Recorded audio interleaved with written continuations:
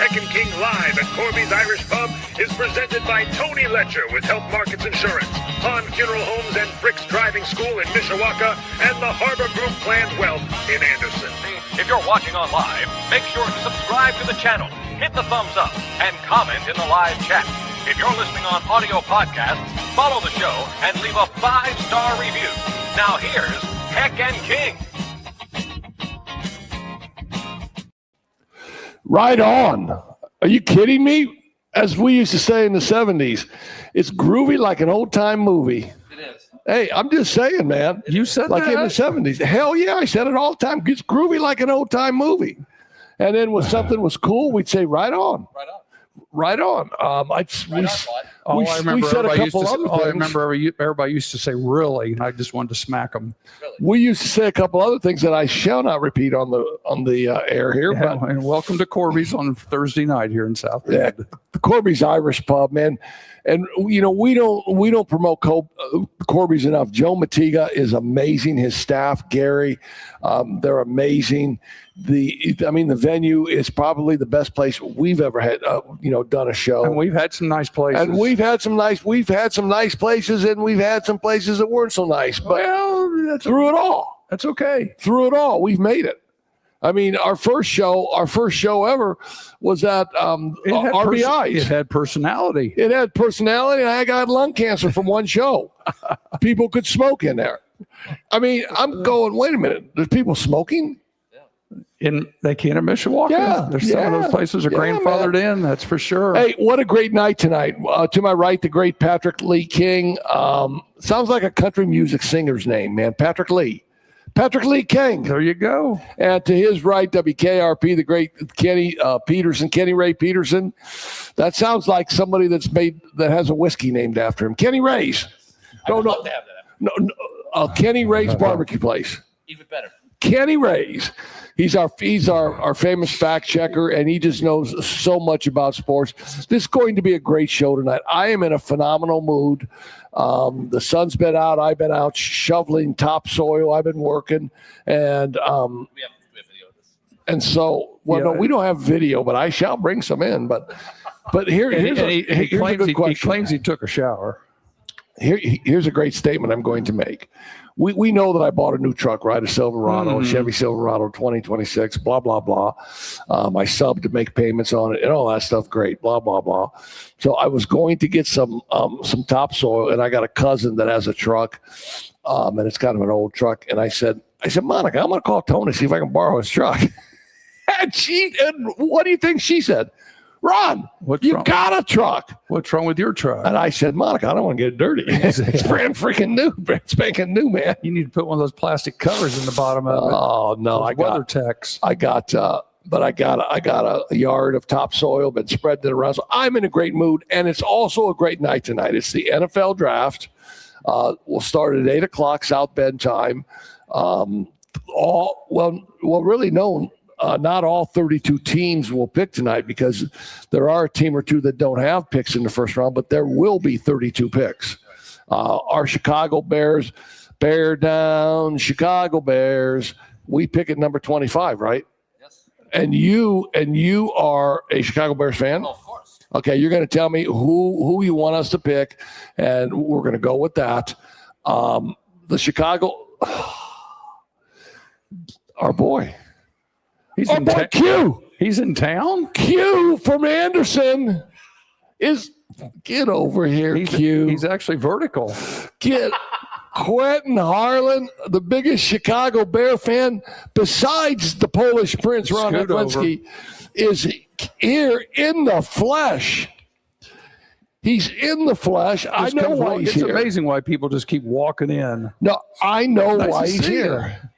Because on Facebook the other day, he had a picture, and there was a little gray in his beard. You may have to spread those out a little bit. And I made a comment on Facebook about the gray being in his beard. Right? Well, this was actually planned, but yeah, that helped incentivize it. That incentivized you being here. And, man, so we will outnumber anybody here now because we have 3 Bear fans, me, Well, back Q, that up. and Kenny. Kenny's right here. Back that up if you want. If you want, we can get 4 in here. So what a great night. But the first thing I want to talk about, do you want to know what the first thing I want? Hey, can you stop directing thing? He's got it. The first thing I want to talk about is this. And I know that you'll have a comment, and you might have a comment. I usually do. Mike Vrabel. Oh, good Lord. Mike Vrabel. I don't know how old he is. He's 50 years old? I don't know. An ex-player, 45 years old, head coach of the New England Patriots, right? Doesn't matter. Sure, go ahead. Yeah, he Enough to know better. The NFL owners meetings, he's there with just a drop-dead beautiful reporter from The Athletic, Diana Rossini, and she's an NFL reporter there. They got pictures of him holding hands and, kind of arms around each other. And I find it real interesting that we're just friends, blah, blah, blah. Some personnel interviews, blah, right? blah, blah. Some inside information on the Patriots. Yeah. Right? And so, it comes out today. On Saturday, he will not be able to attend the draft of the New England Patriots because he is going to be in rehab. Counseling. Rehab. Counseling. What is counseling rehab for somebody who's holding somebody's hand? I don't know. Q, you got anything for me? I believe we can call this having intimate knowledge of the situation. You need to hold that mic up a little closer to you. Infinite. Oh, I see. He's number 3. Yeah. So, anytime somebody gets busted at doing anything, right, I'm going to counseling. Tiger. I wonder if he's going the same place Tiger is. Well, no. Tiger can't hire an Uber driver. He's taking opioids, but he's in counseling. You go to rehab, you go to Betty Ford. You think that's going to help? Dennis Leary had a joke about this 30 years ago. You go on a major bender, you screw up your life in ways that cannot be explained, and you come out, you're on the cover of some major magazine back in the day saying, "Sorry, I screwed up." Yeah, and so okay, I think this would be me. I think that who the problem exists between Mike Vrabel and his wife and his family, right? Mm-hmm. Before anything with the Patriots, before anything with the NFL, before anything about him being fine, his problem is he's got to get the family taken care of. He's got to get the family taken care of. Right. So I might get to the crib and be on my knees and saying, "Forgive me, blah, blah, blah. I screwed up, blah, blah, blah." And I'm going to go to counseling. So because you're going to go to counseling, everything's cool. It's kind of like going to confession on Sunday. Well, we go to confession on Saturdays, but go ahead. But no, I'm just saying. I don't know anything about that. You guys are going. I don't either. Obviously, I'm there on the wrong day. No wonder I'm just saying though. Everybody tries to smooth things over by using the rehab or the counseling line, right? Instead of just coming out and saying, "I screwed up." And in today's world, if this was 20 or 30 years ago, you don't even worry about it. It's their own personal problems. It's between him and his wife and his family, and you don't play it out in the media. Yeah. But in today's world, the media thinks they have to be involved in it, and they're obviously going to have an opinion about it. And here we are talking about it as well. We're in a gotcha society, and everybody's got those lovely little cell phones and camera phones and all that good stuff. And yeah, it's technically called citizen journalism, but it's just cheaper than the paparazzi used to be. And imagine if we had cell phones when we were kids and people were taking pictures, right? Yeah. I got a better one. Imagine 30 years ago if we had cell phones like this on the bus on those road games. Or in the locker rooms. I'm just saying. I'm not even going to get involved in comments. I just kind of wanted to bring that up. Kenny, come on, sit down. Okay. He's having dinner. I wanted to bring that up because I'm tired of everybody using and hiding behind the word counseling or rehab. Just admit you made a mistake, because number one, he never really said my bad. Right. No. What he said was, "Well, we were doing nothing. Come on, man." Yeah, but there's pictures of you and the chick holding hands. Mm-hmm. You with your arm around the chick. So I'm just saying. That's my rant for the day. As a journalist myself, I need to talk to this guy, see how he can get How do you pull this off with her? Just saying. Just saying. That's another way to look at it. But just come out of it and say, my bad. And then Start with a few of those business dinners. I don't know if you. I don't know if you can. Got to do a feature story on the video. I'm not real interested in it myself. I'm not either. I'm kind of sick of society hiding behind that. I know. Yeah. Hiding behind that. But are you interested in this, Mr. Patrick Lee King? Are you interested in the fact that the Indiana High School Athletic Association may be throwing in a 35-second shot clock? Are you interested in that? I'll be curious. Everybody's going to have their opinion about it. I know Kenny's talked about it quite a bit, and I see the issues behind it. And the thing I've seen people talking about is something broken? Why do we need the shot clock? Is it just because everybody else is doing it, or is there something wrong that we need the shot clock in high school basketball? And this is the biggest thing. And you talk about you getting pissed about counseling. These people on social media who go through and say we have to prepare the kids for college. Okay, you have 412 schools that play high school basketball in the state of Indiana. You're telling me that of let's say 4,000 kids that play high school basketball, that 2,000 kids are going to go play college basketball? I beg to differ. That's not even close. So why fork over $10,000 or more to put in something that's only going to benefit the 1%?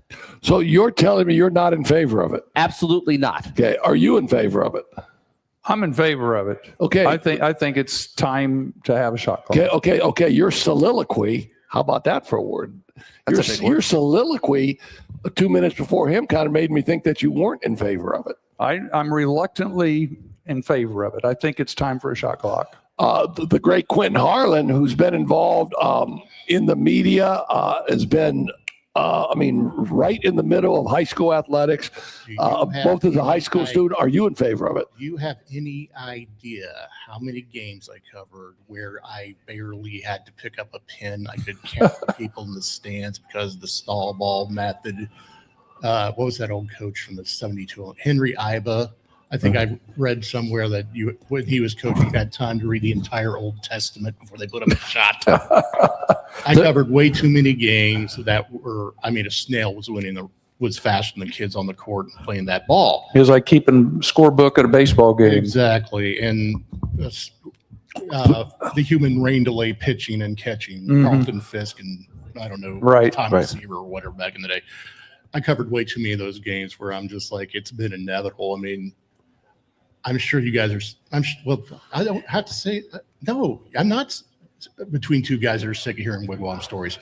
There were shot clocks hanging in the wigwam for I don't know how many years that were just hanging from the ceiling collecting dust. Right. And with some of the teams that Heck had, some of the teams that you saw, and some of the teams I saw growing up with Norm Held, you might as well have had a shot clock there. So you're talking about the 1%. I agree with you wholeheartedly on that point. But and the $10,000. I made a comment on Facebook that there's going to be a lot of car dealerships and other local businesses being hit up to sponsor these things to help offset. Well, here's something else you have to consider too. Who are you going to get to run these shot clocks? Okay, as somebody who keeps the shot clock at Holy Cross, I can tell you it is a challenge because you have to watch every single thing that goes on in terms of direction of the ball, in terms of did the ball hit the rim.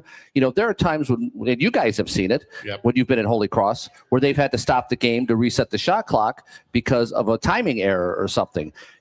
My biggest concern is what's going to happen when someone in a sectional game, they're playing in a sectional championship game, and they're at the game, and the team that's hosting has their people running the shot clock, and their people get so into the game they forget or make a timing error, and it costs the team a sectional championship. You think shot clock complaining is bad now? It'll be holy hell when somebody loses a sectional championship game because somebody screws up the shot clock. You mark my words. I saw that. Dang! I saw WKRP is pretty passionate about that. Well, I saw that happen with just the regular game clock in a couple sectionals I covered years ago, and it fortunately wasn't in championship games. I will say this on that point of who you got to get to do this. I heard the same argument when some schools finally put the damn play clock in on the football field. Right. Oh my God, how are we going to run this 25-second clock? Oh my goodness, how are we going to do this? How are we going to do that? They figured it out. Right. They will figure it out. Now, number one, and You got to train people. I don't know how many athletic directors watch your show. How to train Pete's Dragon, for goodness sakes. It's true. You have to learn how to run the shot I'm clock. not saying you don't. Ask one of my and Q knows this. Ask one of my scorers who ran the clock for 100 years at the Wigwam, named Jack Graham, a former high school basketball official. Pinky, you know Pinky. Sure. We're playing North Central. And Doug Mitchell's playing for North Central. Jason Gardner is the guard at North Central. They are really, really, really good. Right. Shot clock. We got a 1-point lead. Somebody fouls, boom, did the shot clock run out? If the shot clock ran out, then Anderson wins. If the shot clock didn't run out, then a North Central player goes to the foul line. The Wayne or the official comes over to Jack Graham. Jack looks at me. The official goes, "Hey, Jack, is the game over?" Jack looks at me, smiles, says, "Game over?" And Jack has been doing it for 100 years. But did he make a mistake? Did he not make a mistake? I don't know. Doug Mitchell thought he made a mistake, and they went crazy. Doug Mitchell knows the answer. Yeah, but it doesn't matter. It doesn't matter. There will be mistakes. Oh, yeah. But the question is this, and this is the question. And this is coming from a guy that ran the four-corner offense, right, Q? Ran the four-corner offense and ran it to perfection almost. And but I think our athletes at the high school level are so good now, and fans want to see those kids playing. And what you're going to see, there won't be a lot of 35-second violations because those kids get shots up quick right now. It might affect how the end of a game is played, but it's the NBA. I mean, you're going to run a play, maybe start to play with 10 seconds left, right? I think what you're going to see is, as you said, teams are going to get down inside that 4-minute mark late in the game, and all of a sudden a coach that's not used to holding the ball is now all of a sudden going to say, "Hey, let's run that clock down under to 10 before we start our offense," and then they're going to get a shot that's probably worse than what they would have done if they just ran their offense. Yeah, because their kids are not that kind. So it's going to have to be some adjustments for a lot of coaches. It's going to be coaching. Well, a couple of things real fast to re-adjudicate the whole North Central 98 game. Eric Bush had that foul. The referee should have let the kid shoot the free throws with no time on the clock because it was a 1-point game, and those free throws would have affected the outcome one way or the other. Having kept a scorebook, announced, and did everything else at a scorer's table you can do in basketball, believe me, I had that scenario come up more than a few times. As far as learning how to run an offense, hopefully there's some basketball historians that'll pick up a John Wooden book and learn to double high in situations like that when they want to close out games. You're not all going to have Lou Alcindor or Bill Walton, but hopefully you'll have the kids that can have a basketball IQ, hopefully, that can execute plays like that and not screw up. I mean, when I was coaching at Ball State, I came into Ball State when Rick Majerus left, and then the great Dick Hunsaker took over. So when I got to Ball State, and our first deal was we went over to Europe and played in Europe, and it's my first deal with a shot clock, and I'm just watching the game, blah blah blah. I'm a new coach, and all of a sudden the shot clock gets to like 7 seconds, and everybody on the bench starts hollering butter, butter, butter, butter. That was Rick Majerus's command to when they got to 7 seconds. When you hear the word butter, you got to go make a play now. I'm sure that wasn't just him asking you to do more baked goods. No. He had a great affinity for food, and so that's why he used the word butter. But then, for 4 years at Ball State, when it got down to 7 seconds on a shot clock, everybody on the bench was instructed to holler butter, Butter. I don't know if you used that at Manchester when you were in Manchester. It was 10 seconds at Manchester. I mean, Butter, did you use the same Butter call? Yep. Yeah. And one of the things that I appreciated out of that was, man, you get some kids that you would never see take a shot or try and be creative and make a nice move when they heard the word Butter, because they knew that they couldn't take that kind of shot. Mm-hmm. But when Butter came, you could take whatever shot you could get. Right. And you saw some great individual play. And the kids now are good enough. They're good enough to make those plays with the shot clock going down. I mean, you think Larry Bird, that shot that Larry Bird shot 9 feet behind the backboard and somehow the ball went in? Oh, at 81 in the finals against Houston? Yeah, that was a Butter. That was a Butter. Yeah, it was. Yeah, that was a Butter, shot clock going down. Well, I mean, the great ones can pull that stuff off, right? And so I think that's really cool. Now it's not going to happen. It's not going to happen overnight, and it wouldn't even come into the 2028 season, I think. Yes, I think 28, 29, yeah. But I think from your standpoint, and you're a basketball purist, and you're a basketball historian, and you might feel the same way I felt when the three-point line came in. I mean, when the three-point line came in, I made all kind of stupid comments to the press saying, well, why does this guy get 3 points for a shot? And if he's an inch closer, he only gets 2. Blah, blah. That's the stupidest thing I ever heard. I was absolutely in favor of the three-point shot. But so I wasn't. But then as the three-point shot took over, it became a big part of the game. You make adjustments. Yeah. And you're with the 3-point shot, you're never out of a game. I became a bigger fan of the 3-point shot, and you'll love this too, especially when your front line was 6'1", 6'2", and your guards were 5'8", 5'9". You get more space against a team that was just as quick as you, but they were all my height or better. Right. Yeah, I was the student manager, about the second tallest person on the first team picture. Yeah. Yeah, no. Anderson High School is first year. Well, and he's telling the history of the three-pointer was, from the ABA from the late 60s, because it was a guard-oriented league, and that was the reason they did that three-pointer, is because it gave the little guy a chance to be successful. Oh no, 100%. So I was doing that 3-point shot came into existence when I was coaching at Edgewood, and I remember I was broadcasting a football game at Edgewood, and and I did that for all the home games and really enjoyed it. And so my smart ass comment when I was broadcasting a football game was, "Now wait a minute, if this touchdown is 60 yards or longer, do they get 7 points for that? Now they get to kick the extra point, and it's an 8-point play because it's 60 yards and longer." And that's kind of the rationale. But I mean, we fought through it all. We fought through the one Class state tournament. Mm-hmm. Yeah. We fought through that. And I was opposed to class basketball. This is just another one of them. That was a losing proposition from the word go when you realized that, 15 people on the board and 14 were schools that were 1A. Yeah. Well, and that's what you're going to run into here is the 1A and 2As are going to really dominate the voting on whether we get a shot clock or not. Well, this is going to be decided by the board of directors, correct? Not the principals. This isn't going to be like the class vote. I think it's the principals. No, I think it's actually a board meeting they're having May the 4th. May the 4th's the vote, I heard. Yes.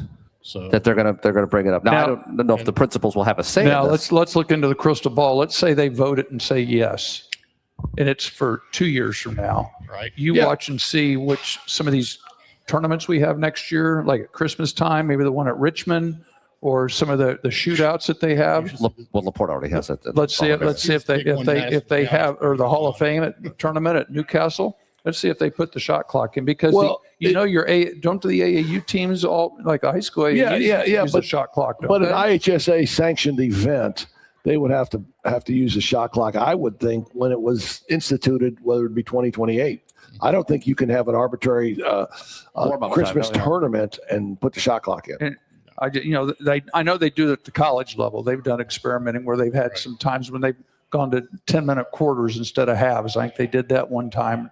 So they went with the expanded 3 second lane, like the international 3 point, 3 second lane. Just experimenting with some of that in some of the November ball games. So are they looking, okay, if they institute the shot clock, are they saying that everything's going to be 35 no matter what, whether it's a make or if it's a miss? I don't think they have got that all many the details. ramifications 5 in. seconds is the proposal I've heard right now. Try to make that more in line with a college game. Because, a missed shot, you get 20. Right. Now, I don't know if they're going to do that part. I think it might just be like correct me if I'm wrong, when I was a kid, wasn't the college shot clock 45 seconds? Yes, back when they first brought it in, Right, yes. And they gradually got it down to what it is today. Right. Yeah, so I remember, and I was telling this story just like 2 days ago to one of my friends. But when they were getting ready to close the wigwam, I had to get up and make a little presentation to the school board, and there were all these people, there, pro closing the wigwam, pro keeping it open. One thing I said was that this reminded me of a song, that you don't know what you got till it's gone. Right. I mean, you pave paradise, you put it in a parking lot. Right. Stay the wigwam now. I kind of wish they had. Yeah, but my point is the historians or the people that have been with basketball for 100 years say, well, the 3-point shot, well, you don't know what you got till it's gone. They're in favor of the 3-point shot. Somebody argued. I was never the jump ball after every made basket. Yeah, I was never in favor of the class basketball. Now it doesn't really bother me. No. Because when you see the small towns have the success and everybody in the town is in Indianapolis for the finals, it's kind of a cool thing. Yeah, but it was always a cool thing too when the sectional, and you know this too, and you do too, when the sectional was at Anderson and it was LaPel, it was Alexandria, it was Elwood, it was Madison Heights, it was Highland, it was Anderson.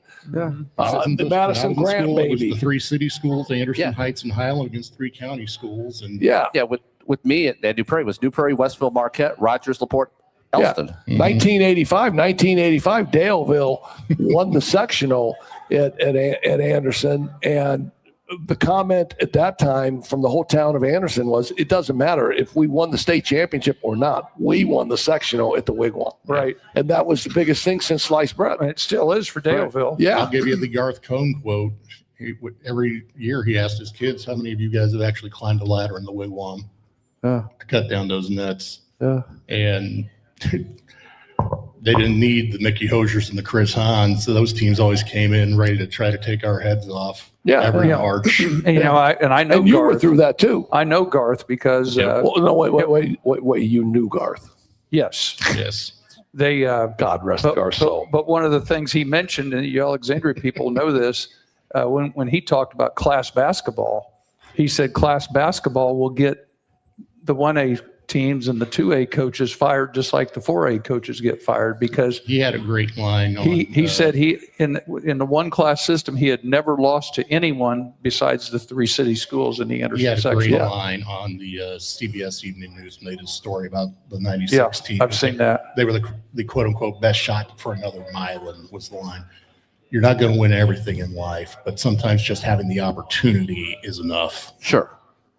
Yeah, that's what they said. That's what they said in Chicago for 100 years when the Cubs played. You bring up Daleville. But now, North Judson was another one of those teams in the 90s that they were on. Ryan Bales was on that team, and they were just dynamite. and who coached that team?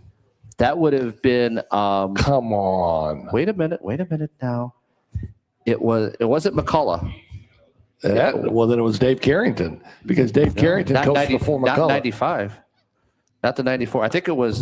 He'll look it up. I'll look it up. Well, that's why you're the fat guy. Hey, why don't we go to a break, and then when we come back, we're going to devote a lot of time now to the NFL and the draft and who people think that people should draft and blah. I have a draft form right here. Okay, great.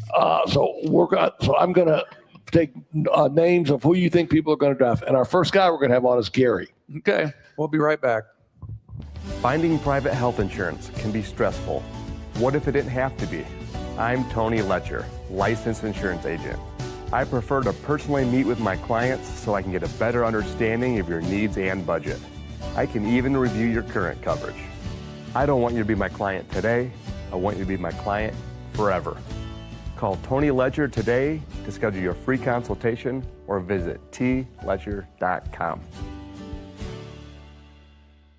On Funeral Homes in Mishawaka continues its tradition of families serving families.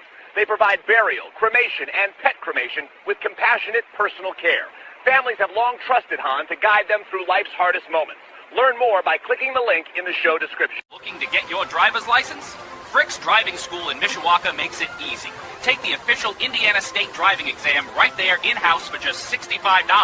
No formal driver's education required. If you're 16 years and 270 days old, and you've held an Indiana learner's permit for at least 180 days, you're eligible. For more information, the link is in the video description. The Harbor Group Planned Wealth helps you answer the big questions like when to draw Social Security, how to manage investment risk, and what health insurance might cost. Wondering if you can earn part-time income after 62 without losing benefits, or if retiring could actually feel like getting a raise. For more information and for information about all of our partners, see the links in the show description and make sure to tell them that Coach's Corner with Heck and King sent you.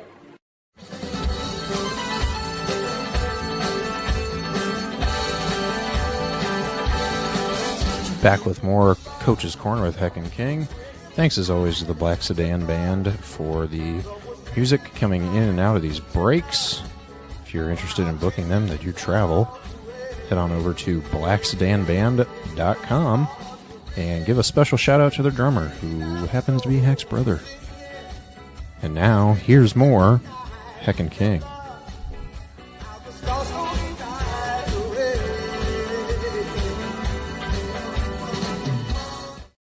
Yeah, so there we have the great Kenny Ray Peterson dancing on air to our incoming music. The Black Sedan Band. Are you kidding me? They're amazing. Yeah. We have Gary with us now, and before he gets Gary, it's Mark Fichter, just so our folks know. Okay, good. I mean, Mark Fichter. Fichter, yep. Fichter. Fichter. Hey, he's Not working Fichter. the bar. He's on the clock. We have Gary here. He is a devout Green Bay Packers fan. But the Bears, okay. No, the Pope loves the Bears. I know. All right, Gary, it's your turn. You're going to tell us who the Packers are going to draft and what are their needs. Yeah, so I'm going to do a hot take. A lot of people are saying cornerbacks and defensive linemen, of course. But I'm going to say, if Matt LaFleur can talk to his brother about switching some picks up and bring the Packers up to the third spot and get Jeremiah Love, give somebody in the backfield with Josh Jacobs. Not saying that Josh isn't performing well, but he's not getting any younger. So, but if that's not the case, then yeah, of course, a couple of Notre Dame guys, Jadarian Price, he'll probably still be there because we don't draft until 56, I think, 56 or 52. Yeah, you don't have a first-round pick because of Micah Parsons. Number one. Yeah, they've got the 20th pick, but they gave it to Dallas. Exactly. Yeah. Okay. Exactly. It's a good turnout, but for all right, half the year. Okay, so let's say you stay at 52. Okay, who's your pick at 52? 52 off the cuff would be Malachi Fields. Yeah, if we're going to go with last year, their first pick, if he's still available. If he's still available, of course. Yeah. Some wide receiver help for Watson. Yeah, and they lost a couple wide receivers. Romeo Doubs, they lost. Mm-hmm. That was a tough one. So wide receiver, seems like a good, but they also lost Rashawn Gary on the edge. Yeah. So that's where I'm at. I didn't really look into the defensive line and cornerbacks. I'll leave that up to the pros to kind of see who's picked throughout that, because I'm more positional players than anything else like that. So. Okay, so this is a philosophy question that I'm going to ask you and everybody else who's going to pick.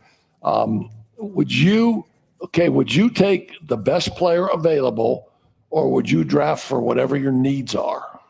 Needs. So you would draft for your needs. Mm-hmm. So if the best player, so if you have the best player on the board and your time comes up and he's still on the board, but yet you need a defensive end or you need a wide receiver, you're going to take the player that you need, that you think that will make the Packers better.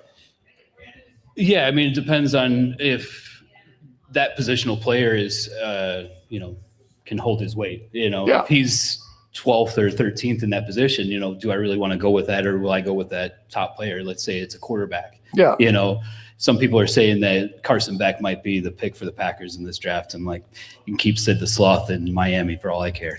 Yeah. Well, there we go, man. Well, and I'm just looking that's here. our first controversial statement of the night. I guess by Gary. Sorry. Will they dangle the idea of trading up, taking that second round pick and maybe a couple players? Is there a named player that they would offer to Arizona or to Tennessee to get that third or fourth pick? I mean, I think they have 8 picks in this draft, if I'm not mistaken. So if they wanted to, trade a few picks for that, I mean, I don't think we need to really get rid of any more guys. Well, I'm just saying, do you move up to get Jeremiah Love in that first 5 picks somehow? Is it? Depends on the health of Josh Jacobs, I'd assume. Well, I got some good news and bad news for you. Okay, which one you want first? Give me the bad news. The bad news is you ain't got enough to move up to get the number That's fair. 3. That's fair. I mean, that number 3 pick, you almost would have to give up 2 number 1s. To get to that, you'd have to give up your own number 1 and then maybe a number 1 next year to get to number 3. Yeah. Yeah, but no, hey, I think I really believe this, and a lot of people believe this too. I think Jeremiah Love is the best player in the draft. I would agree. Now, if people, if they say we need a quarterback, like the Raiders say we need a quarterback, but pound for pound and where he's slotted on people's boards, he probably is the best player in the draft. Yeah, Jeremiah, I would say 100%. So you think he's going to be a quick second pick? You don't think the Jets are going to last very long? He's going to go 4 or 5. Oh, you think it'll be that late? Yeah. He's going to go 4 or 5 because other people will draft for needs. Well, and maybe they don't need a running back. One of the things I've got listed is that the Jets are looking at David Bailey, who's an edge rusher from Texas Tech, which is a good choice. He may be number 2. They've got Arizona taking Arvell Reese, another edge rusher from Ohio State. So they're looking at defensive ends for maybe picks 2 and 3. Mm-hmm. And then Tennessee, they got Tennessee maybe going after Jeremiah Love. Yeah. We'll see. So listen, that's just one person's opinion. So I just got to say, I mean, I love you. I mean, you've been great to us. You've taken care of us here. Our show is amazing because of Joe and you. But I can't believe you're giving him this much time considering he's a Packers fan. No, because now I'm getting ready to say the Packers suck. Thank you so much. Always. Thanks, guys. Thanks for everything. He's raising the price on your Coke and that's Gary, the Packers fan. Right by me. You made my drink great. I love it. Our pizza's just doubled in price. So that's the other reason I came back. I keep hearing about this pizza. It's pretty good. Stick around. All right. So Q. Yeah. You're a Bear guy. Let's just throw you on the spot right now. Q. I mean, I got my own thoughts. Kenny's a Bear guy too, but let me ask you this question again, and I just asked it. Okay. Are you a needs guy or are you a best player available? I'm the hybrid guy. What fits my needs, but who's the best guy that fits my needs? Because I guarantee you, they did not need a tight end last year because they had Cole Kmet, but Colston Loveland was the best player that they had on their board at number 10. I've been waiting to say this for a year now. Okay. Who's the head coach? Ben Johnson. What is he? He loves tight ends. He's an offensive guy. Now, when you coached, what was your personality and stuff? I wanted guys that were just tough MFs, man. And your team takes on the personality of the coach. Yes. And why is everybody surprised that a guy who wants to put his stamp on the team immediately drafts for what he does best? No, I agree. Everybody had Tyler Warren. Everybody had Tyler Warren, the tight end from Penn State, rated above Colston Loveland. Okay. But the real football people knew that Colston Loveland was going to be the better pro. Yeah. But did the Bears need an edge rusher last year? Yeah, Yes. they did. Oh, they've needed everything on defense for 3 years now. They needed a defensive tackle. Yeah. But you're right when you say Ben Johnson's an offensive coach. Correct. And he took Colston Loveland. Who is your pick this year? In a perfect world, I would love to get Ruben Bain because he just reminds me of Elvis Dumervil, who used to play for the Denver Broncos. That short, speedy guy with, I don't care how short his arms are, he's stronger than a Mack truck. I can kind of see it being the big defensive tackle from Ohio State if he's still around. Simpson, I believe. Yeah, McDonald. Thank you. Yeah. I don't have the good old Street and Smith catalog in front of me anymore. Keeping all these names straight is not. Yeah, I think McDonald is going to be available still. I think that's going to be the guy for the Bears. Get that 3 technique they've been talking about since Eberflus was there screwing things up. Yeah, Caden McDonald, the defensive tackle from Ohio State. If they not him, I can see it being not Bain, but his tag team partner from Miami. Messidor. Thank you.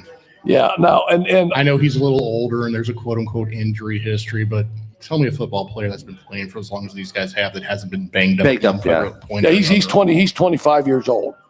But at the end of the day, does that help him because he's got more maturity, or is his career going to be shortened because he's going to be 30 by the time his next contract comes along? Yeah, probably a little of both, I would think. Yeah. If McCaskey's still on the Bears, they'd be fine with that. If you get a great 5-year run out of him, and then you don't have to pay him again. That's right. They'll be okay with that. So they'll be making millions off that stadium wherever it's built. So you're going defense, and you're going in the interior of the defensive line. That's how I was raised watching the Bears. You get a team out there with a tough running game, competent play action passing game, and a defense that flies around, beats the crap out of people. And that's been missing, and I know you can't really do that in today's NFL. Right. The way you have to do it now is run them out of bounds and maybe trip them or whatever. But it still is the mode of Chicago. You build a team that reflects the city, and for all the beautiful high-rise towers and all that, it is still just a blue-collar, punch-in-the-mouth town. Yeah, you're right. The kind of football team they need to build.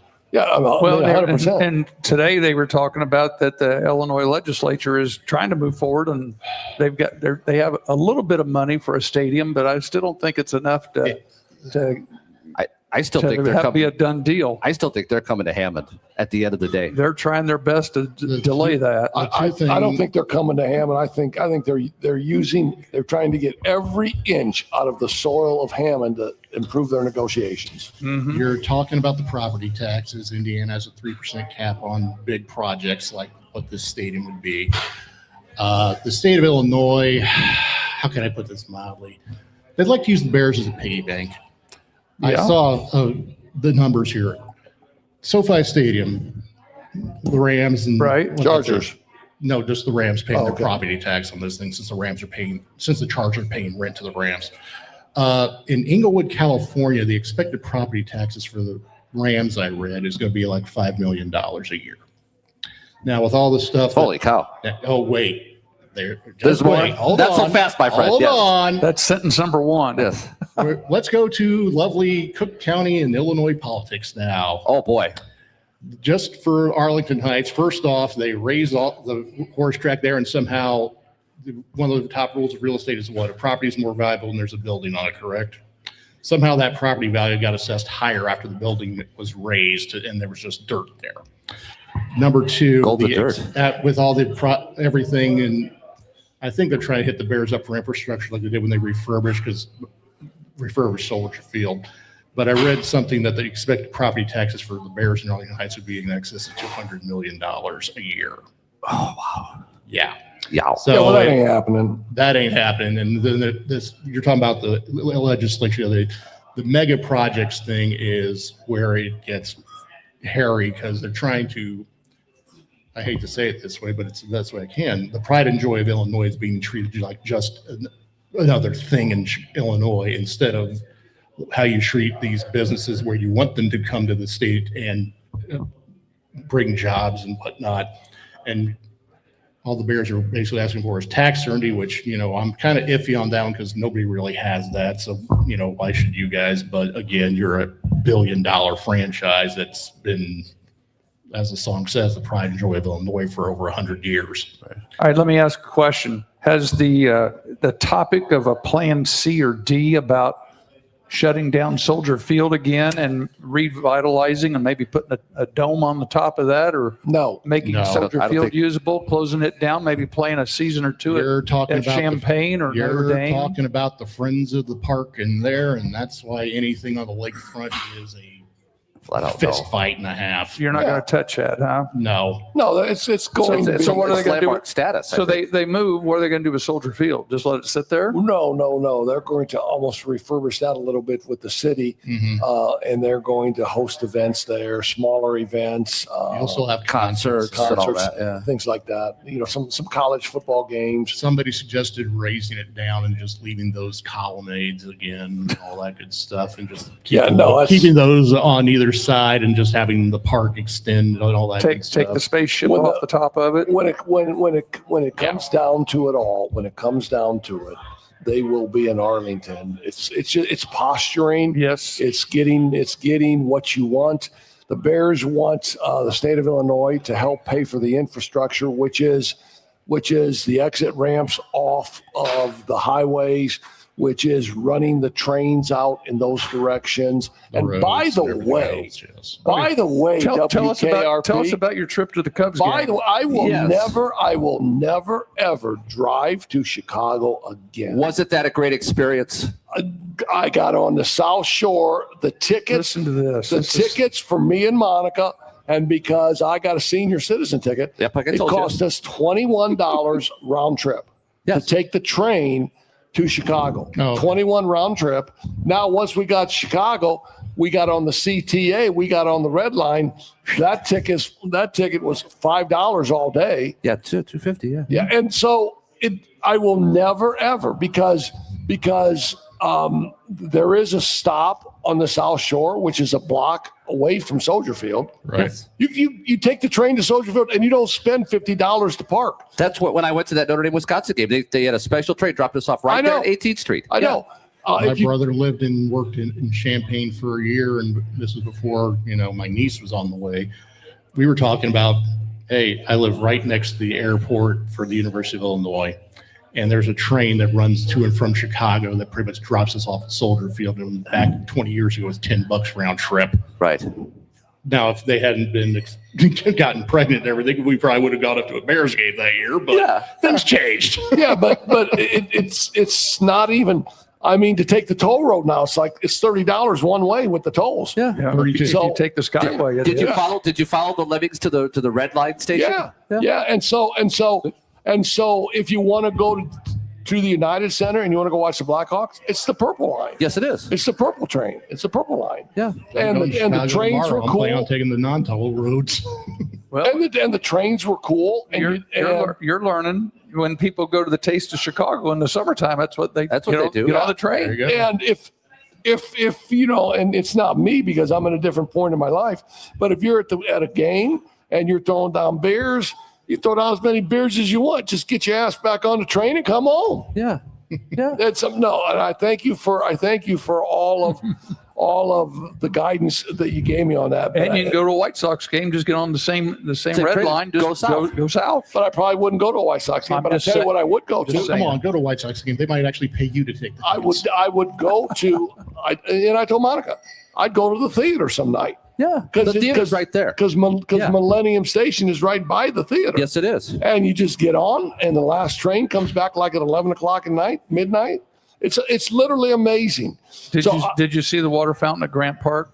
The Al Bundy water fountain? I did not. No. That's a destination. Why do you think every year at Christmas time I go to Chicago? I take the train. It's the greatest thing. All right. So here's your 6 minutes of fame. You're a Bear fan. Quick. Yes. You're a Bear fan. Who are you taking? I think what I would be looking at is right now they've got enough offense, I think, that they can compete with anybody in the NFL.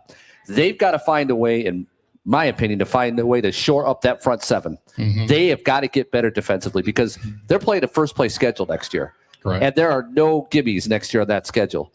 If they want to be considered a legitimate Super Bowl contender, I don't have a name right off the top of my head, I think they have to make a concerted effort to recruit, to draft on the defensive side of the ball. This draft has to be dedicated to defense. The only offensive thing I'm looking at right now is left tackle, just because you have some uncertainty there with Audrey Capillo's injury last year in that playoff game against the Rams. And do you have any faith in Alex? Even I forgot the guy's name and ready to kick him out the door. The tackle, Braxton Jones. Braxton Jones. Thank you. Yeah. Who apparently is a smaller version of me. Apparently.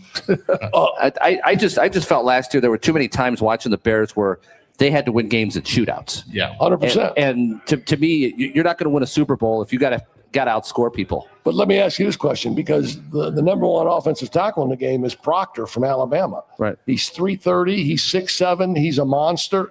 They're saying that he could be an all-pro offensive tackle right now as a rookie. If he's available at 25, do you take him? No. Because you look at the theory and you say, because on your draft board, you have the best available player.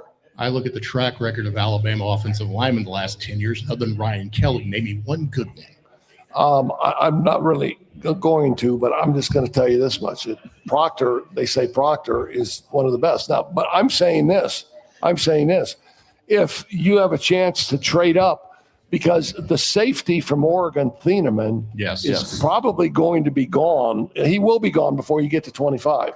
If you have an opportunity, if he starts to fall, if he's at 16 or 17 and he hasn't been picked yet, would you trade up? And so here's what you would have to give to trade up to get the safety, and you'd have to move up maybe 6 or 7 picks. You'd have to give up your number one, and then the Bears got 2 number 2 picks. So they have number 57 and they have number 60. So you would have to give up your number 1 and probably number 57 to move up to take the safety. Would you do that? I'd probably roll the dice to see if the kid from Toledo's there. I'd take the risk, yeah. If you take the risk for him, if not, like I said, the young man from Toledo, I've liked him. Yeah, no, he's highly rated too. Of course, but in the perfect world, I'd trade the farm and get Caleb Downs. But no, Sonny Styles, all those great guys. But those guys are going to be gone in the top 10. Yeah. Right. And to trade up to the top 10, you're gonna have to get rid of both of those number 2s. Right. So you're saying interior of the defensive line, right? Yes. That'd be my biggest thing is you got to get that defensive Edge your defensive tackle. Defensive tackle, because you've been getting run on forever in a day. You got to find a way to stop the run first. All right. We have the great Steve Sheltraw here. Steve is he is a Detroit Lions fan. Edge DT for WKRP. Steve, come on up. We're gonna talk about the Lions here with Steve. Matter of fact, Steve can sit right there. Yep. You just got to keep from tripping over everything. You can sit right there, Steve. Detroit Lions. You got 10 minutes. I just want to see all these different, and you're, like you said, the Bears are the 25th pick. Correct. Yeah. So you can dream all you want, but, every time you get 24 times, you're going to draw a line. He's gone. So you're looking at the bottom going, best available. How you doing? Good. How about you? Here, let me back up so you can get in the picture. All right. Yeah. All right, see your pretty face. I have asked this question of all of the compadres up here. If you're a GM, and obviously you're a Detroit Lion guy, are you taking the best available player or the player that you have needs for? I think you take the best football player out there. Mm-hmm. So, like if the Lions need help up front. If there's a tackle that you don't think is going to help, then you don't draft him. You either trade down or you draft, the best football player out there. So you're saying that the Lions need offensive linemen? Yeah, I think they need help up. So they need depth on both sides of the ball, both lines. I think you can never have too much depth on both lines. That's in my opinion. Are you happy with waiting for pick 17, or is there any idea that maybe they might want to try to trade up? I think their biggest need for linemen is offensive tackles, and I think there are 3 quality offensive tackles out there. So I think I would have no problem with them drafting. I would love to get that kid from Utah or the kid from Alabama. Okay. That's Proctor. There's we were another just kid talking about Proctor before you came on, but you're saying Fano from Utah. Yeah. How about the big kid from Miami? He's a house. Yeah. Francis, was it Myalgio? I just don't think he's going to be available. 6'9" and 400 pounds. Yeah, and he's pretty good. He was pretty good. Here's who they have. I mean, one of my sites that I go to all the time, they have the Lions taking Monroe Freeling, offensive tackle, Georgia. Yeah. That would be okay. I trust Campbell with guys.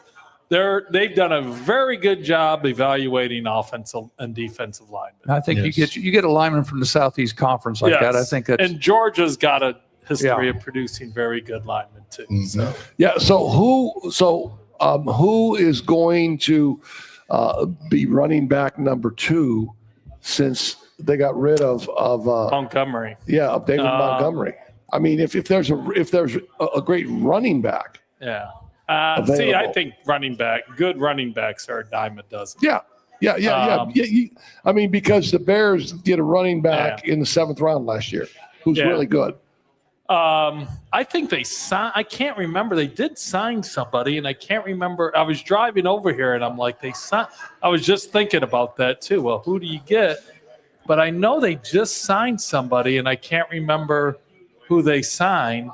It was to be running back 2, RB2, and it was a guy like Montgomery that could get tough yards inside, and I can't remember who it is.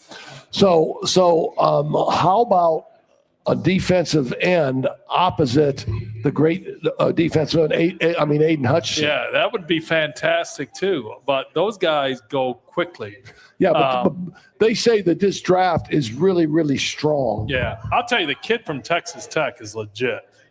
Bailey. Bailey? Yeah, I really like him. And we were looking at one of the drafts. They've got them. 2 of the D ends going picks 2 and 3. Yeah, I don't think he's going to be around at 17. Yeah, no, I agree. He's Bailey and Reese from Ohio State. You could get, he's another one that I think is a stud. You can get like quality 8 to 10 year guys in the edge players in the 2nd round. Like the kid that I like from Michigan is Derek Moore, who played 4 years at Michigan. That's coming out. I thought he's pretty good. He's not going to be an all-pro, but he's going to be a guy that, he's going to stick around for 4 years. And he's going to be a serviceable player and get a second contract. He'll get a 2nd and 3rd contract. He could be a 3rd D end if he's not a starter. He could be a rotation player for that. So I always heard this in recruiting too. So you're an ex-college coach. It was always never fear about the kids that got away, but the kids you got that can't play. Yeah, no, you could look at so many drafts. Yeah. Being a Bear fan, you can look at so many of the busted players that the Bears drafted. Using that Bears as an example, don't fear that Mahomes got away. You drafted Trubinsky, who couldn't play. Yeah, no, 100%. Yeah. The one thing with the Colts, Richardson can't play, but they had an opportunity to draft someone else. I think, didn't they? The Colts, a quarterback. Well, he's our Colts guy. Yeah. He knows everything about They them. traded a 1st round pick for Trent Richardson. Yeah, that's right. They traded up. So I go back to a lot of the Bears, old GMs. And the one thing that I always thought about them is they always tried to show people that they were smarter than everybody else at trick because they would, draft a guy that wasn't even in Mel Kiper's top 100. Now, and so Mel Kiper has done this for 25, 30 years. Yeah. I kind of trust what Mel Kiper says, don't you? Yeah. Except Bill Polian does it, remember? But when on the board, I agree. I see what you're saying. Yes. On the board when it says Mel's next best 10, the Bears never take one of those next best 10. Now, I don't know why. Yeah. I don't know if they just think that they're going to trick everybody. Yeah, I agree. I don't know. Lions got a chance to come back again next year. Oh, I'm really excited about the Lions. I think what happened this year? They were 9-8. there were a couple games away. They beat the Bears twice. What'd the Bears end up? 11 wins? Yeah. 12 wins? Yeah. 11 wins. So the Lions screwed up the Christmas Day game against Minnesota. They screwed up a Sunday night game against Philadelphia. If they win those two, they win the division. There you go. You know? I mean, they're not – everybody's like, oh, their window is closing. No. Yeah. But our El Paso buddies back in town. I think if they, if they would have won those, they were right there. I think everybody in that division, that's a good division now. It used to be a joke for years. Yeah. But that's a very good division for football right now. I think it's a great division, and and now that the Bears got a quarterback. Yeah. Now that the Bears got a quarterback, I think they're relevant. Well, and they took your guy, Ben Johnson. Yeah. Well, here's the deal: is the Lions, in my opinion, never had a direction. They were always there. Was one moment they drafted, seemed like 104 receivers in a row. No, I agree. Yeah, the Matt Miller era was not a good. Yeah, I mean, there never ever seemed any direction. Well, Dan Campbell came in, his infamous press conference where he's going to bite the kneecaps off people. But he basically was saying, we're going to be tough. We're going to be good up front. Yep. And that's what he's done. And for once, I sit there and say, hey, they have a direction. They know what they're doing. They're going to get guys that fit his mold. And so the one draft, he said, well, of all the guys we interviewed, there were only like 6 or 7 we could pick. And that was a pretty good draft. They got, I think that was the draft. They got Arnold and the other defensive back from Alabama. They got hurt Branch. Yeah. The safety. Yeah. He's a good football player. Yeah. So, and Jack Campbell, the linebacker. Yeah. Jack Campbell. Yeah. And that was a guy that everybody was like, well, he may be a step slow, but he's turned out to be a real good football player. He's a Dan Campbell guy. Yeah. And they take on the mystique of their head coach. Yes. And right? so I think exactly. they finally have like a direction. And I think Ben Johnson has followed what Dan Campbell. The first thing Ben Johnson did was, I'm going to protect Williams. So he went out and got like 2 or 3 good offensive Joe Tooney, linemen. Jonah Jackson. Yeah, exactly. So those guys both follow the same direction, same blueprint, same everything. So as a lifelong Lions fan, I sit there and say, finally, hey, we've got an idea of how this is done, It used to be, when they had Barry Sanders, all we need is a quarterback. So they went and drafted guys that can't play like Andre Ware, Yeah. So it 100%. Seems to me like they have a direction. Now, whether I'm right or wrong. No, I agree 100% with you. I was not, I was disappointed that they did not make the playoffs. I was not as disappointed. I don't think this is a make or break season for Dan Campbell. What I'd like them to do is, right now it just seems when injuries occur to every NFL team. Every NFL team does. But the Lions, it just seems like it breaks them, and they need to just build depth, and which I'm sure every NFL team does, and get stronger in the back 7 defensively. That's what they need to do. Well, so there you have it. What will fix the Detroit Lions and who the Lions will take. That's the great Steve Sheltraw, who obviously you got to be tickled to death by where the Pistons are. Oh, yeah. Well, they didn't play very well the first game. Yeah. But they looked really good. They looked good last night. Yes. Really good. And then you're tickled to death that at the trade deadline the Tigers are going to give Scooble over to the Cubs. Right? No, that's not happening. That ain't happening. By the way, did the Cubs end up winning today? The Cubs won. Okay. 9, I know the Tigers 8-7. Yeah. 8-7. That's not happening. It's 9 in a row. You're in La La Land if you think that's going to happen. And by the way, I did stop at the Dugout, which is a bar right outside of Wrigley Field, and hooked up with Mr. Sheltraw on Saturday after the Cub game. Yeah. I heard the instructions on riding the train. I told you that I will never drive again. Yeah. Oh, it's awesome. I will never It was drive again. awesome. What time did you get back? I got to the Michigan City Casino about 11-ish. I lost my money at about 11:45-ish, and I was home in bed by 2-ish. Good for you, And man. just slept in. So And had a wonderful time. I had a great time. All right, that's well the worth great. the money. That's the great Steve Sheltraw. Thanks All for right. coming on and giving us the Lions take. Go about it. Lions. Hey, why don't we take a break? Why don't we take a break and come back and do the last segment? We'll talk about the Indianapolis Colts from the great Pat King. We'll bring the great Tony Letcher on and get his take on the Bears. Sounds good. All right, we'll be right back. Medicare plans can be confusing, but they don't have to be. I'm Tony Letcher, licensed insurance agent. I can help you compare your options because I'm appointed with many nationally recognized carriers. With my help, you can find the coverage that fits your needs and budget. I don't want you to be my client today. I want you to be my client forever. Call Tony Letcher today to schedule your free consultation or visit tletcher.com. Looking to get your driver's license? Frick's Driving School in Mishawaka makes it easy. Take the official Indiana State driving exam right there in-house for just $65. No formal driver's education required. If you're 16 years and 270 days old, and you've held an Indiana learner's permit for at least 180 days, you're eligible. For more information, the link is in the video description. On Funeral Homes in Mishawaka continues its tradition of families serving families. They provide burial, cremation, and pet cremation with compassionate personal care. Families have long trusted Han to guide them through life's hardest moments.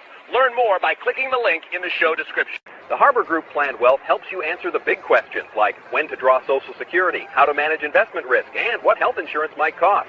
Wondering if you can earn part-time income after 62 without losing benefits, or if retiring could actually feel like getting a raise.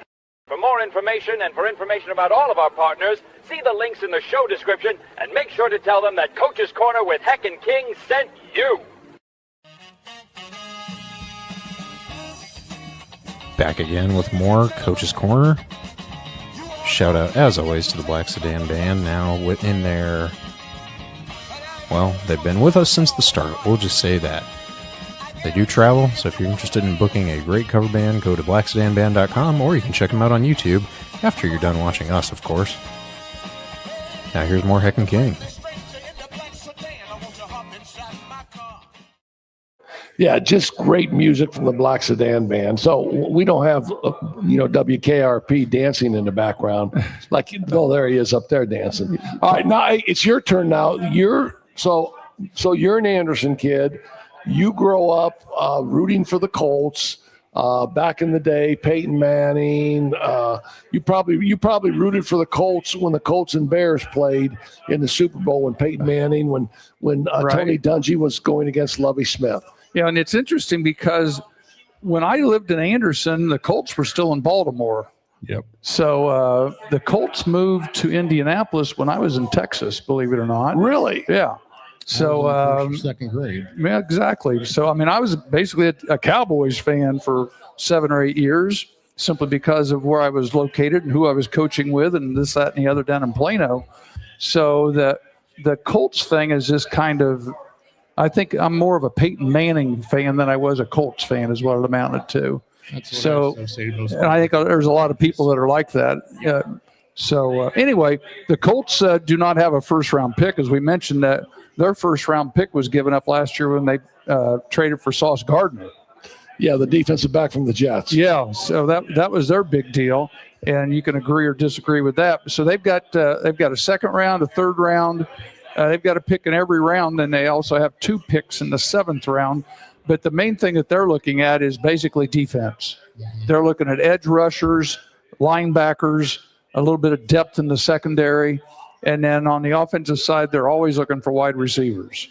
Is Daniel Jones going to be healthy by next year after, with the torn Achilles? Well, they hope so. They don't. The word is that I've seen right now, training camps and stuff here, OTAs and stuff in preseason, probably not. Riley Leonard's probably going to get most of the snaps, and that's a whole nother story. And Cuma, you probably hear more about it than we do.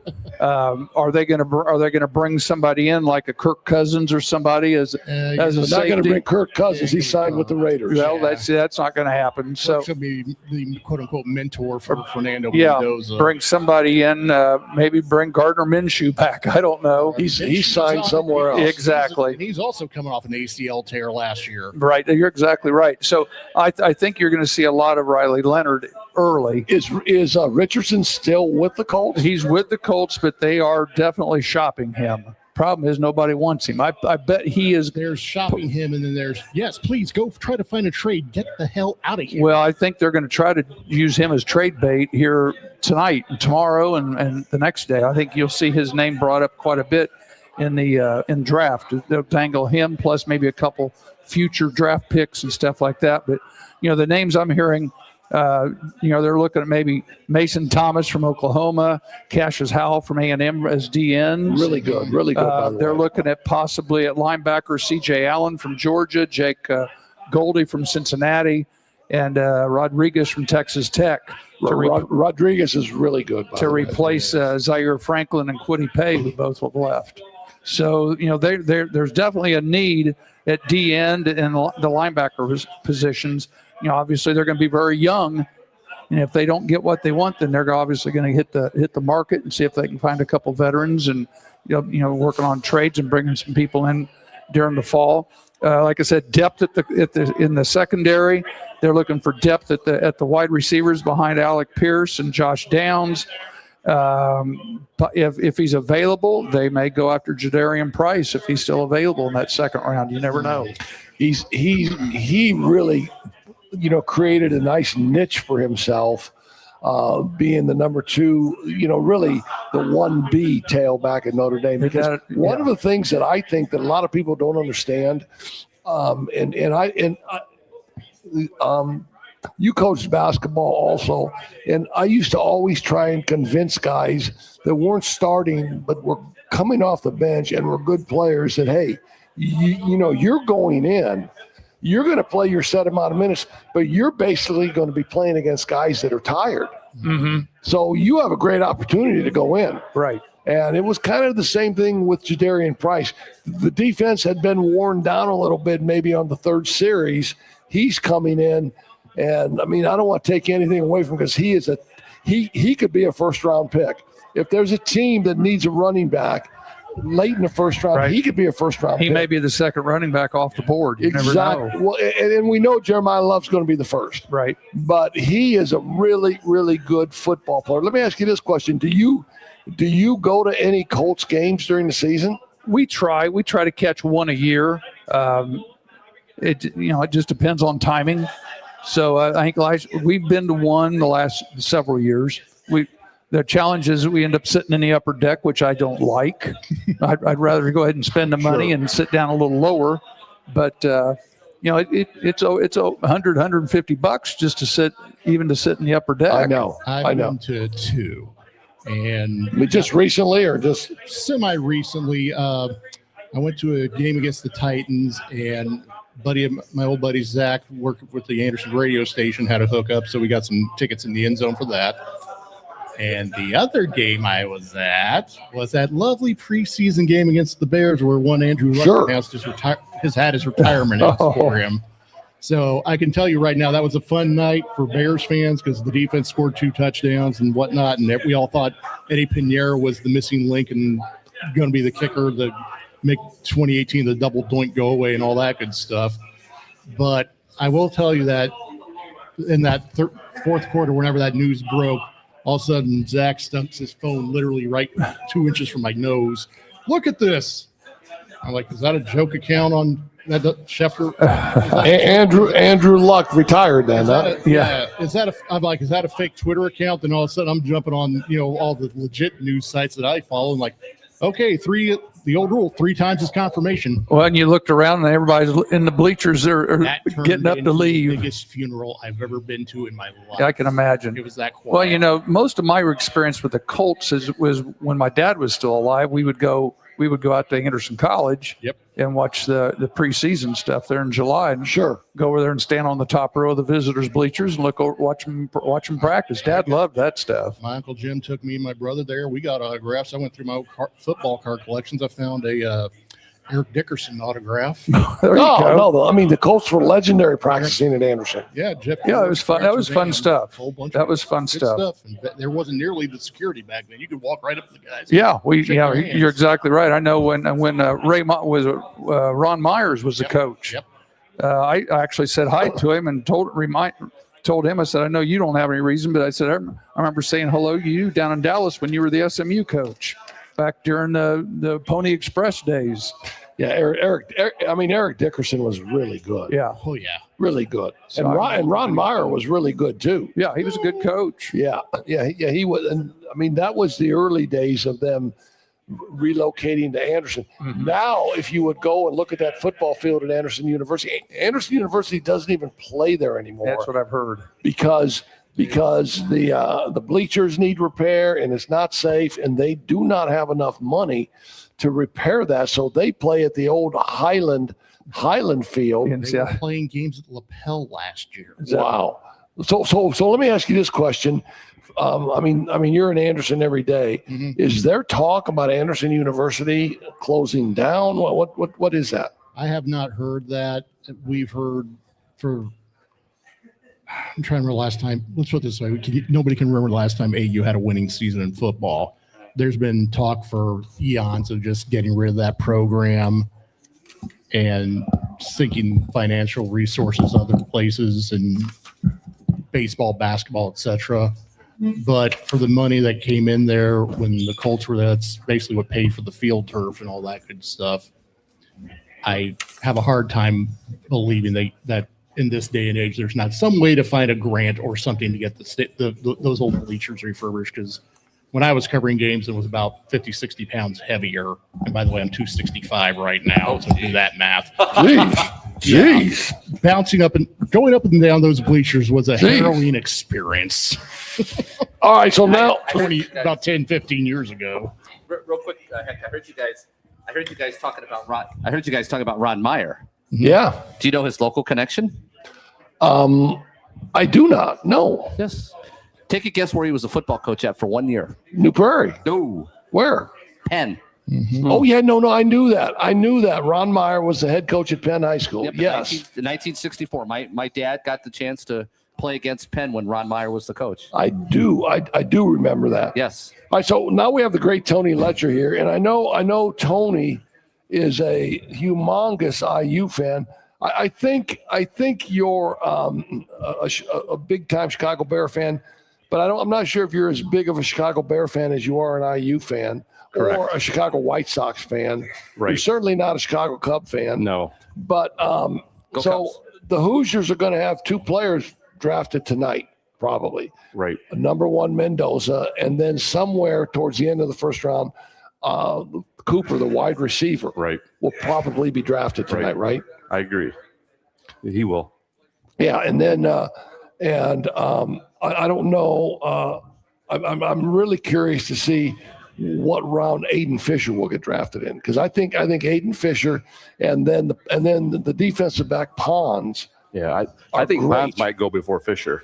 Yeah, I think Aiden Fisher. I think Aiden Fisher is a great stick your nose right in the middle of it type of linebacker. Hopefully the Bears. I don't know if he's got the lateral speed that you need in the NFL, but I know that he's got the ability to stick his nose in up the middle a little bit. So let's hear you out on what you think the Bears need. And offensive lineman all day. Okay, let me ask you this question. That's not a player you can usually get, in the free market. I mean, you talk about this all the time. Yeah. Because if you get a good one, they never go. Okay, let me ask you this question. Forever. Do you draft for need or do you draft the best available player? I think you go best player. Yeah, especially on the line. I mean, because if it's a guard or a center or a tackle, sometimes you can move those guys around too. Okay, so there are three. But you got to protect your quarterback. Yeah, no, I know. And they went out and they got the interior offensive line last year with Right. Jonah Jackson and Joe Tooney. Right. They have a tackle, Darnell Wright. Yep. They need a left tackle. But at the end of the day, there's 3 top-notch left tackles in this draft. Right. And chances are they're not going to be available at 25. Probably not, unless something crazy happens. Yeah. So what do you do? So where are you going if a left tackle is not available at 25? I think you roll the dice with Braxton Jones until he proves he can't do it anymore. And then second or third round, you're probably looking at a younger center, because the Bradbury kid you signed to replace Drew Dahlman, who retired, is only here for 1 year. And I'll just throw this name out right now. There's a center from the University of Illinois. His last name is Kreutz. Yeah, his dad did all right. Yeah, his dad was okay with the Bears. Yeah, well, there's also one that I think the Bears, if he's available, because the Bears have 25, 57, 60, and 87. They have 4 picks in the top 100. If Sam Hecht, the center from Kansas State, is available at 87, I believe that they take him. Who do you take at 25 if there's not an offensive lineman available? Well, I don't know. Okay, edge or defensive tackle? It depends on the player, but I would probably say tackle. Mm-hmm. You know, because those are guys that seem like they get hurt the most as well. So you need some depth there. Yeah, I think that, and those are guys that are hard to find as well. You can usually get an edge guy or make those guys work, but it's hard to get a good tackle. And this draft is going to be deep at edge, people. Oh, but I think if Caden McDonald, the defensive tackle at Ohio State, I think if he's available at 25, he's solid. I would really like him. If the kid from Miami who's 25 years old, Messidor, if he's available at 25, they say he's a game changer. So I agree with you, but I say this much too. If the safety from Oregon, Thieneman, if he's available at 17, if he's available at 18, do you give up a number 2 pick and 25 to move up and get him? Because they say he is a career type of safety, and you traded for Kobe Bryant. Yeah, because that's where the Bears have struggled, is that safety, keeping guys on the field and healthy and. Yeah, the ghost of Mike Brown. Yeah. Still haunts the Bears. So I think if you have a chance to get a guy for 15 years, you got to do it. Yeah. So you don't mind trading up? Not for a second round pick. All right. So what about trading back? Let's say at 25, you have 4 guys on the board at 25 that you still really, really like, and someone comes to you and says, we're drafting, we're the Patriots, we're drafting at 31. We'll give you a number 3 and a number 4 to trade back. That's interesting. If your board says, I still got 4 guys that I really, really like. I think it depends on what their board obviously looks like and who's on the board. Yeah. Because a lot can happen in the first round. A lot of guys fall. If somebody falls in your lap, I think you got to take them. But if we're sitting here at 25 and nobody excites you, why not take 2 more picks? 100%. There's a lot of guys that third or fourth turn out to be top guy. Yeah. 100%. Let me ask you this, Tony. Since you're an IU guy and stuff, how much do you think Cooper's stock took off, especially after the Penn State game when he made that incredible catch? He's got to be a top 10 guy tonight. Yeah. Oh, well, he's not a top 10. He's a top 20 guy. Yeah, I think the combine helped him a lot too. He's a complete package. He's got the size. He doesn't drop balls. No, he's smart. He's intelligent. I think he could be a number 1 for sure. I think he was actually their best receiver. Yeah, he was. Even though he was their number 2, and I think he still has a lot of growing to do. But they don't win the national title if he doesn't make that. That's a multi-million-dollar catch right there. For sure. Johnson call on that play let's just say that locked up the Heisman for Mendoza.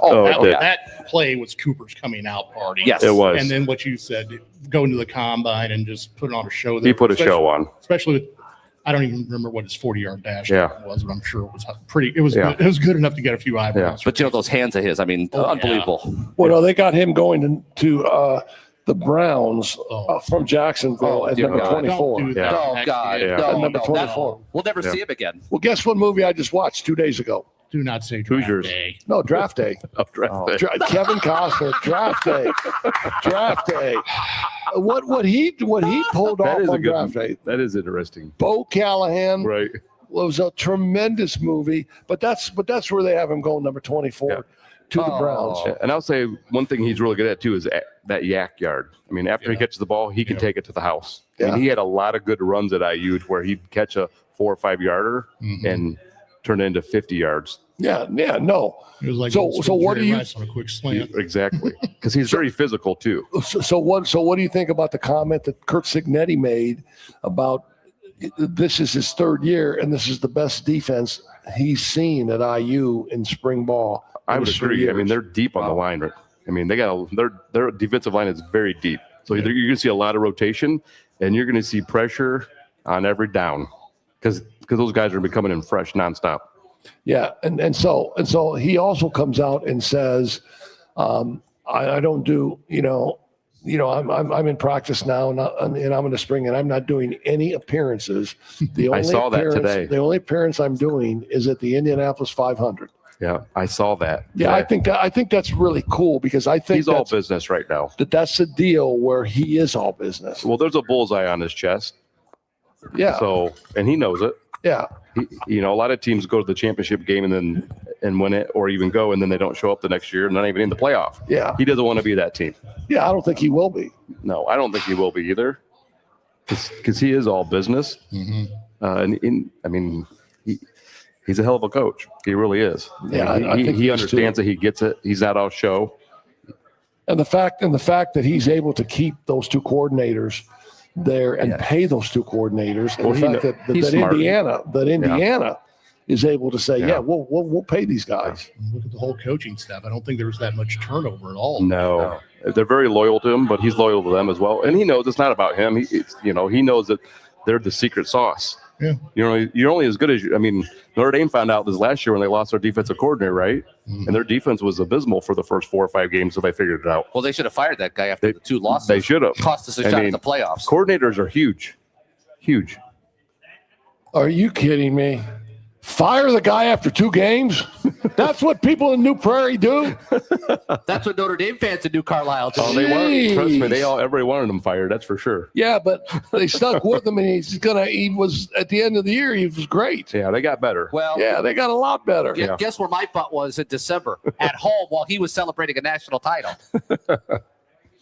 Well, why didn't you celebrate IU winning? They're our home school. I did. You could have sat on the couch with being Ron. I got plenty of friends that went and graduated. They actually went to and graduated from Indiana University. And, just to confession time here. When I was a little kid, remember what I said earlier about the Bears fly around, beat people up on Sundays? Yes. I was looking for a team to root for on Saturdays, and I found this team that loved to fly around, beat the crap out of people, and talk a lot of smack about it. Who's that? The Miami Hurricanes. Oh, not them fools. They did. Here's the thing. Howard Schnellenberger. Jimmy Johnson. I had a lot of friends. show on that. All my friends were Ohio State, Michigan, or Notre Dame. Oh, okay. And quite frankly, I got sick of hearing them, so I picked the team that ticked everybody off. Hey, there's a song. You're like my brother who loved University of Nevada, Las Vegas back in the 90s. We'll talk wrestling in a minute. I'm the heel of the family. There's a song.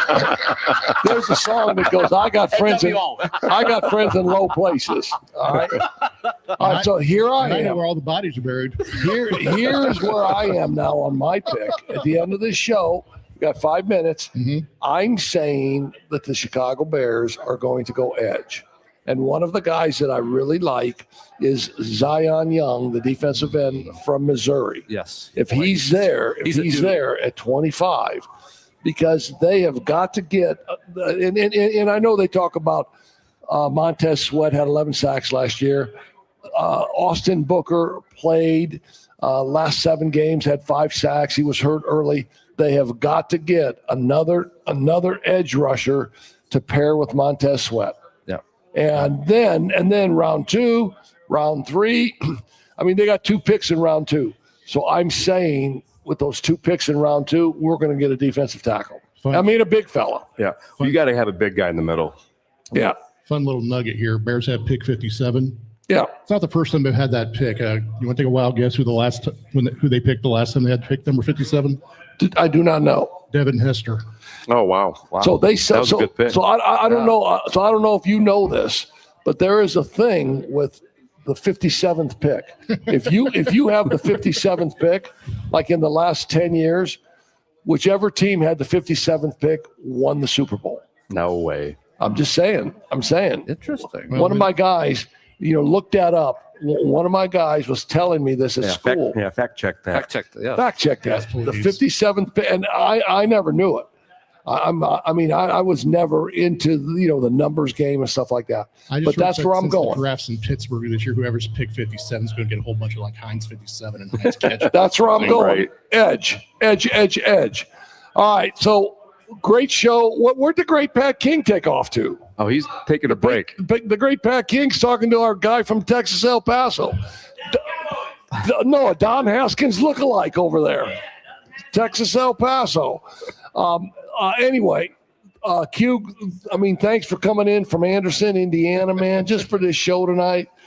I know a lot of, we lost one of our really good guys. Yeah, we did. Alan Jimenez, one of your really big friends.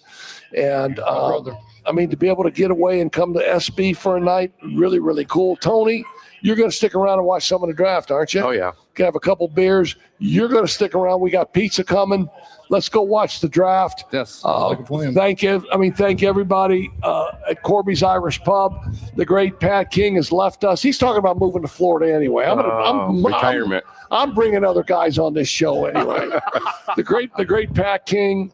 Anyway, thanks for coming on. Let's eat some pizza and let's watch the draft. Wonderful. Pat, what do you got? What do you got, Pat? I'm leaving. You're leaving? It's time for pizza. All right. So By the way, the Big Ten Network, if you're at home, IU Spring Game is on right now. It Did is. you guys talk about that? It is on and right they're now. going to put the draft on the big screen down in Right. Bloomington, from what I understand. There you go. We'll try and get them on both TVs here now. Yes. All right. Hey, thanks for tuning in. Coach's Corner. See you next week. We'll be able to evaluate some of these draft picks and have a blast. Kenny, you're the best. Tony, you're the best. Q, you're my guy. Q. All right, man. Thank you so much. Peace out. Right on. Groovy like an. Man, you ain't that good. The scouting report said you were pretty good. You ain't that good.